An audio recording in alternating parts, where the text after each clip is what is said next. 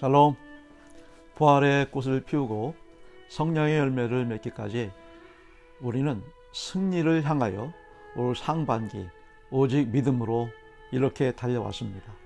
이 모두가 다 하나님의 놀라운 은혜요, 사랑이요, 축복이었고요, 하나님이 하신 일입니다.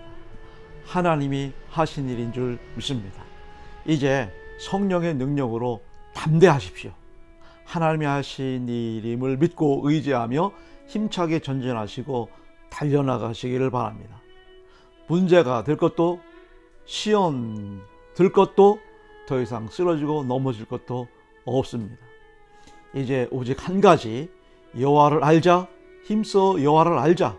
그의 나타나심은 새벽빛같이 어김없다니, 비와 같이 땅을 적시는 늦은 비와 같이 우리에게 임하시느니라. 호세아서 6장 3절 말씀이죠. 우리 주님은 이렇게 저 여러분들과 함께 올해 하반기도 함께 하실 줄 믿습니다. 아멘. 감사합니다.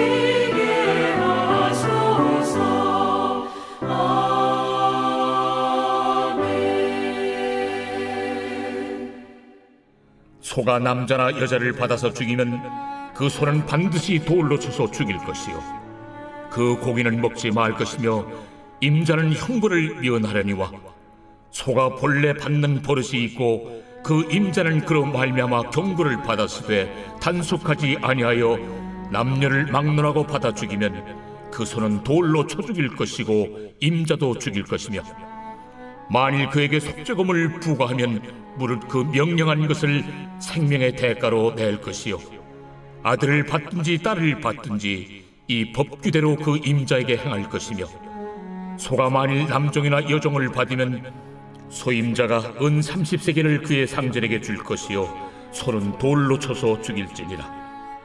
사람이 구덩이를 열어두거나 구덩이를 파고 덮지 아니하므로 소나 나귀가 거기에 빠지면 그 구덩이 주인이 잘 보상하여 짐승의 임자에게 돈을 줄 것이요 죽은 것은 그가 차지할 것이니라. 이 사람의 소가 저 사람의 소를 받아 죽이면 살아있는 소를 팔아 그 값을 반으로 나누고 또한 죽은 것도 반으로 나누려니와 그 소가 본래 받는 버릇이 있는 줄 알고도 그 임자가 단속하지 아니하였으면 그는 소로 소를 갚을 것이요 죽은 것은 그가 차지할지니라.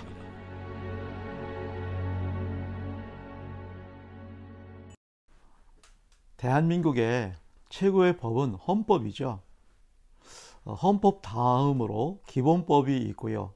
기본법 다음으로 개별법으로 구성되어 있는 것으로 이렇게 알고 있습니다. 그러하듯 하나님의 최고의 법은 바로 십계명이죠.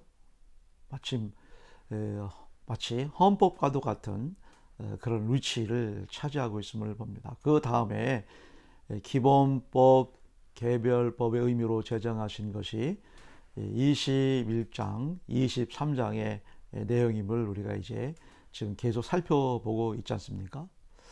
무엇보다도 하나님과 인간과의 관계에 철저히 십계명이라고 하는 말씀을 선포하신 후에 이제 인간 대 인간의 관계가 얼마나 중요한지, 그래서 하나님 제일 싫어하시는 일이지만 이 주정의 관계에 대해서 이렇게 다루고 계시고요. 그리고 그 다음으로 우리 인간의 공동체에 갖가지 사건 사고, 얽히고 설키고요, 서로 고소, 고발, 살인 등등 각종 범죄 행위를 다루시면서 여기에 강력한 처벌법을 제정하심을 볼 수가 있습니다. 그런데 오늘 본문에 보면 의외로 갑작스럽게 소에 대한 그런 규례를 선포하고 계시죠. 그렇다고 한다면 도대체 이 짐승인 이 소가 왜 그렇게 중요하게 이렇게까지 중요한 법안으로 상당한 위치에 다루고 계시는 것일까요? 그 의미가 궁금하지 않습니까? 그래서 곰곰이 기도하며 생각해보며 성경을 이렇게 저렇게 살펴보는 가운데 여러분, 지금 이스라엘 백성들은 목축업을 위주로 하는 그런 농경사회가 아니라 이 말입니다. 자, 우리 농경사회에서는 소가 재산이죠. 힘의, 권력의 또한 상징이 될 수도 이렇게 있음을 봅니다. 우리나라는 농경사회고 문화이기 때문에 일단 옛날부터 재산 목록 1호로 이 소를 그렇게 귀하게 여겼던 것을 보게 됩니다. 농번기에 이 소는 아주 귀중한 그런 일꾼 중에 하나였고요. 그런데 이 귀한 자식을 공부시키려면 이 재산 목록 1호인 소를 팔아서 대학을 보냈다고 해서 우골탑이라고 하는 말도 그렇게 생겼던 것을 우리가 잘 알고 있지 않습니까? 하지만 이스라엘 백성에게는 소는 여러분 재산의 의미라기보다도 하나님께 예로 갖추어 최고로 드리는 그런 재물의 개념이었다. 재산이냐 재물이냐 이렇게 좀 구분을 해보면 좀 이해가 쉽지 않을까 생각이 되어져요. 그렇습니다. 하나님께 드리는 예물, 그래요. 소가 단지 짐승이라면 죽일 때 도살하면 그만이거든요. 근데 오늘 성경 본문에 보면 이 소를 죽일 때 도살하는 것이 아니라 돌로 쳐 죽이라고 하는 이런 말씀으로 이렇게 해석되고 있음을 봅니다. 자, 우리가 율법을 볼 때 죽어 마땅한 사람에게 있어서는 어떻게 합니까? 그 사람을 돌로 치는 것으로 이렇게 명시되어 있습니다. 가축이고 짐승이라면 도살해버리면 돼요. 문제가 생긴다면.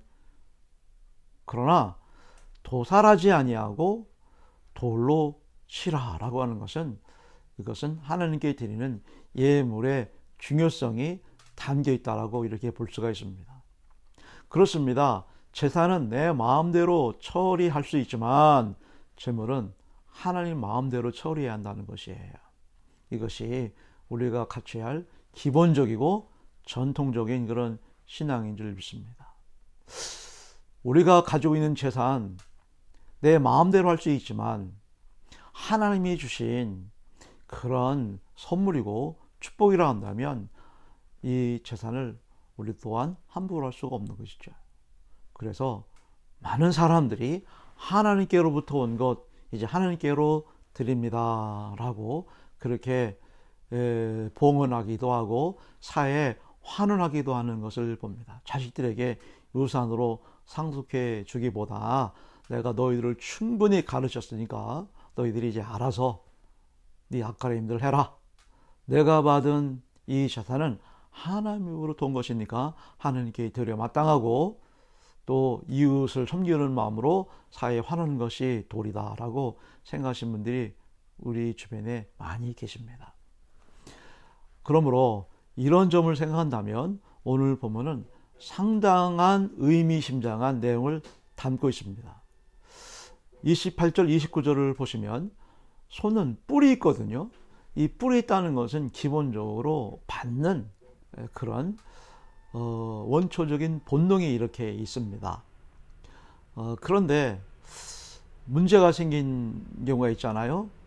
이 소로 사람을 들이받아서 죽였다 이 말입니다. 그러면 그 소는 먹어서는 안 되고 돌로 쳐 죽여야 된다라고 이렇게 말씀에 명시되어 있는 것을 보게 됩니다.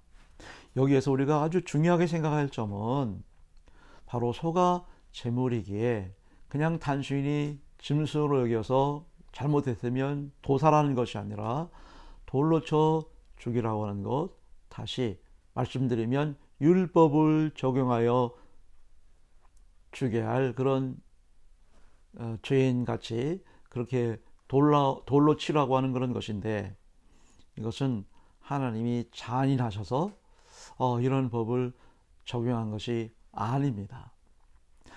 그만큼 이거를 잘 생각해보고 의미를 우리가 좀 두어 해석해 본다면 바로 인간 존중, 생명의 중시 사상에서 비롯돼서 이런 법을 명령하신 것입니다.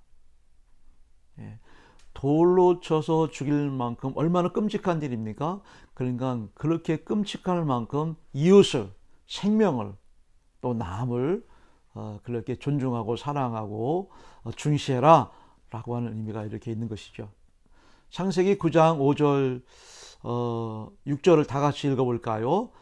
내가 반드시 너희의 피, 곧 너희의 생명의 피를 찾으리니 짐승이면 그 짐승에게서, 사람이나 사람 형제면 그에게서 그의 생명을 찾으리라. 그래요. 남의 생명을 해하는 것을 하나님 결코 용납하지 않으셨기에 돌로 치라 라고 그렇게 법으로 제정하신 것입니다. 사람이나 재물이나 같은 동등함에서 처사하시는 모습이죠. 그런데 이 소가 짐승이 아니라 소를 제물로 보는 의미에서 정말 중요한 점은 이렇게 또 말씀하시죠. 소가 처음 사람을 받아 죽이면 소만 돌로 쳐 죽이면 되지만 또다시 그런 우를 발생하실 경우에는, 반복적인 일이 벌어졌을 경우에는 소임자가 소를 잘 단속하지 않았다는 책임을 물어서 소는 물론이지만 소임자까지도 돌로 치라고 할 정도로 그만큼 남의 이웃에 대한 생명의 존중함이, 기중함이 고스란히 아주 하나님의 이 제정하신 법 속에 담겨 있다라고 하는 것이죠. 이런 내용들을 우리가 어떻게 해석해야 될까요? 소를 돌로 치고 소임자를 돌로 치라고 하는 그 행위, 이것이 무서운 심판의 의미고 또 책망의 의미지만, 이런 사실을 잘 이제 예방하고 이런 일이 절대로 있어 안 된다라고 하는 방지적 차원에서 그렇게 말씀하고 있음을 볼 수 있습니다. 그만큼 이웃에 대한 배려가 정말 중요하고 생명을 귀히 여긴다고 하는 것이 얼마나 소중한 것인가를 다시 한번 더 반복해서 말씀을 드릴 수 있습니다. 그래요. 우리는 결코 절대로 이웃에 대한 생명을 함부로 하거나 다른 사람의 생명을 경시해서는 안 됩니다. 이런 일이 발생한다면 어떻게 한다고요?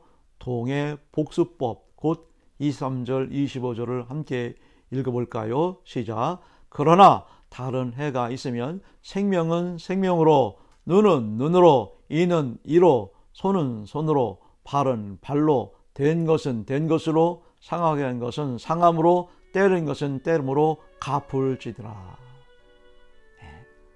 라고 이렇게 말씀하고 있는 의미를 우리는 잘 새겨 들어야 할 줄 믿습니다. 계속해서 이런 법의 정신이 36절까지 쭉 기록되고 있는 것을 보는데, 또 특이할 만한, 관심이 될 만한 중요한 사실은 32절을 보십시오. 자, 32절에 보면 남종이나 여종을 속아 받았을 경우, 자, 남종이나 여종이라 한다면 고대 시대에서는 사실 짐승만도 하나의 물건 취급하는 소모품에 불과했던 거예요. 있어도 그만, 없어도 그만. 있으면 조금 좀 불편을 덜 하겠지만 없으면 좀 불편할 정도로밖에 취급할 수밖에 없는 것이 노예고 당시 종이었습니다. 적당히 하면 되는 거죠, 당시의 제도로서는. 그런데 하느님께서는 여종이고 남종이라 할지라도, 노예라 할지라도 일반인들과 똑같이 보상하는 것은 물론이거니와 그 종을 들이받아서 죽게 한 소 역시도 돌로 쳐서 죽여야 되는 것이 마땅하다 라고 하는 것은 바로 인권과 인간의 평등 사상을 강조하고 있음을 우리는 여기서 또한 참고로 생각해 볼 필요가 있습니다. 아무쪼록 우리가 깨닫는 중요한 교훈은 뭡니까? 자, 하나님의 시선으로, 하나님의 마음으로, 하나님의 관점으로 항상 사람 대 사람과의 관계에서 역지사지 마음이 굉장히 중요하다고 이 담임 목사는 늘 강조하고 있습니다. 그렇습니다. 상대방의 입장을 먼저 배려할 줄 알고, 잘 관용할 줄 알고, 이해할 줄 아는 것, 이것이 바로 이웃에 대한, 남에 대한 배려고, 존중이고, 생명사랑이고, 또한 자유수호자의 그런 참모습이라고 볼 수가 있습니다. 바로 그런 자들이 성숙한 신앙인의 참모습이다 라고 이렇게 말씀을 드리는 것이죠. 우리 성은 성도 여러분들은 오늘 같은 이 본문을 잘 명시해서 이 건독생활, 사회생활, 우리들이 어떻게 해야 하는지를 잘 교훈해 주고 있음을 봅니다. 나보다 남을, 나보다 하나님을 더 사랑하고 존중해야 할 줄 아는 그런 배포가, 그런 담대함이 우리에게 있어야 할 줄 믿습니다. 샬롬, 오늘도 승리하십시오. 감사합니다.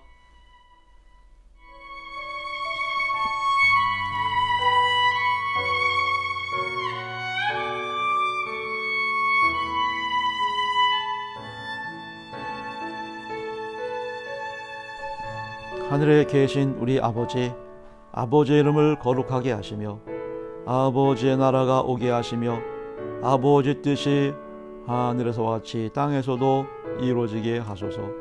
오늘 우리에게 일용할 양식을 주시고 우리가 우리에게 잘못한 사람을 용서해 준 것 같이 우리 죄를 용서해 주시고 우리를 시험에 빠지지 않게 하시고 악에서 구하소서. 나라와 권능과 영광이 영원히 아버지의 것입니다. 아멘.